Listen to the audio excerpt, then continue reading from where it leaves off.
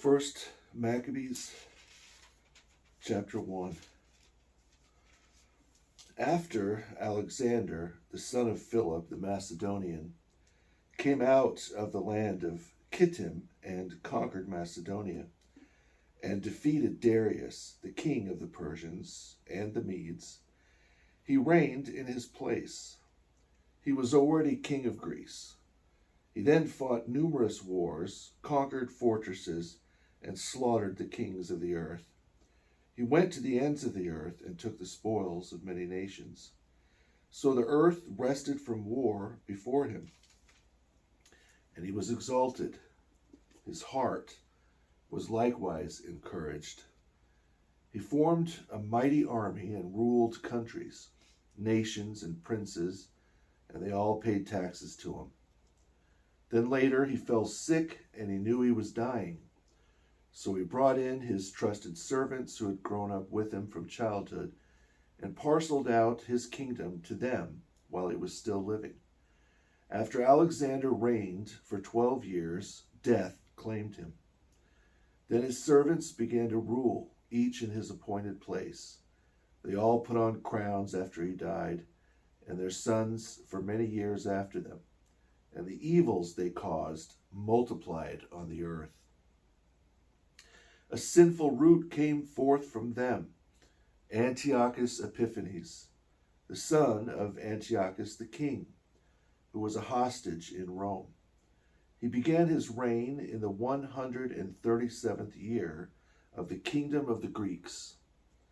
In those days, lawless men came forth from the sons of Israel, and they persuaded many, saying, "Let us make a covenant with the Gentiles surrounding us, for ever since we were separated from them, many evils have found us."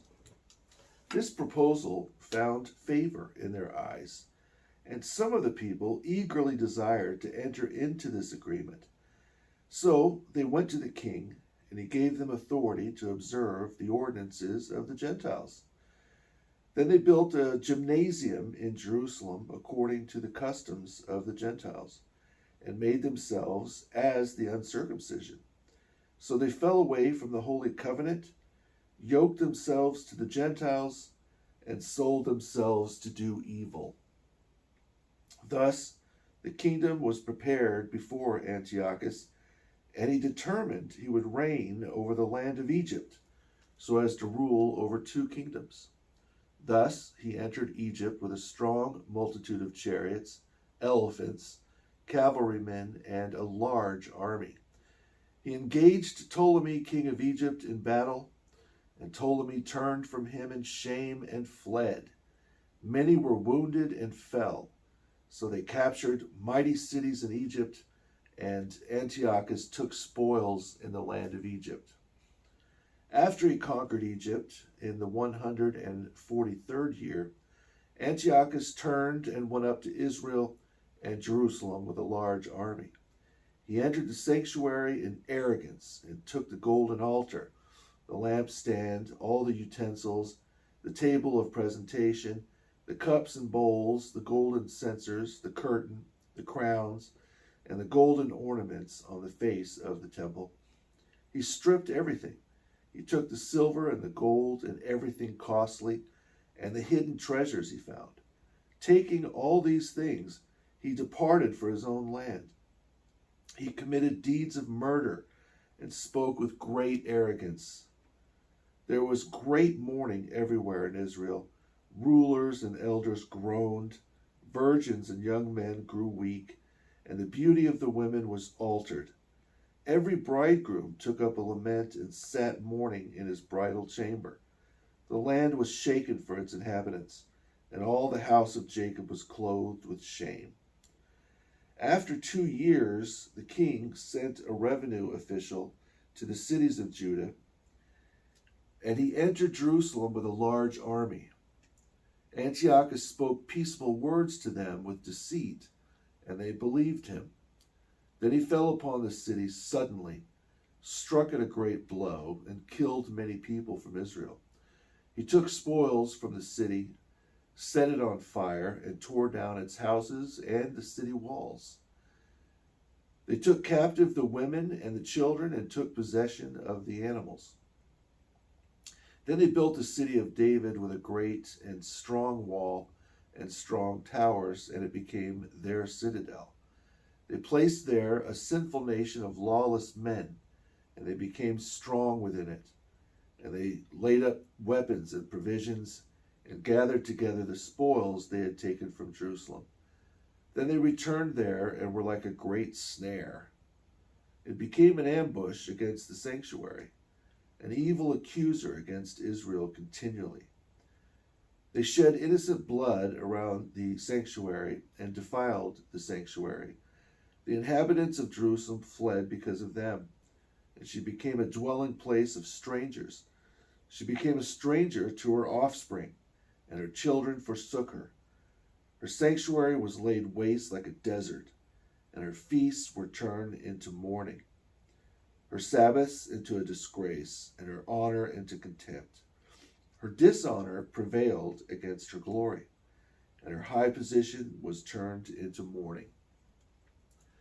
Then the king wrote to all his kingdom that they were all to be as one people, and that each one was to forsake his customs. So all the nations accepted the word of the king. Many from Israel also thought it good to serve him, so they sacrificed to idols and profaned the Sabbath. Then the king sent books to Jerusalem and the cities of Judah by the hand of messengers, and told them to follow foreign customs in the land, to forbid whole burnt offerings and sacrifices and drink offerings in the sanctuary, to profane the Sabbaths and the feasts, and to defile the sanctuary and the holy ones. These books also told them to build altars, sacred precincts, and temples to idols, to sacrifice swine and common animals, to leave their sons uncircumcised, so they would corrupt their souls by every unclean and profane thing, and forget the law and alter all the ordinances. They also added that whoever did not obey the word of the king would die. According to all these words, he wrote to everyone in his kingdom. He also placed inspectors over all the people and commanded the cities of Judah to sacrifice in each and every city. Thus, many of the people, everyone who forsook the law, joined together and did evil things in the land. They forced Israel to hide in every place of refuge they had. Then on the 15th day of Chislev, in the 145th year, they set up the abomination of desolation on the altar of the whole burnt offerings and built altars in the surrounding cities of Judah. They also burned incense at the doors of houses and in the streets. And when they found books of the law, they tore them to pieces and burned them in the fire. Whenever a book of the covenant was found in someone's possession, or if anyone sympathized with the law, the judgment of the king was to kill him.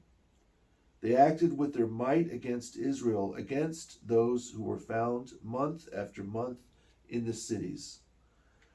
Then, on the 25th day of the month, they sacrificed on the altar, which was on top of the altar of the whole burnt offerings.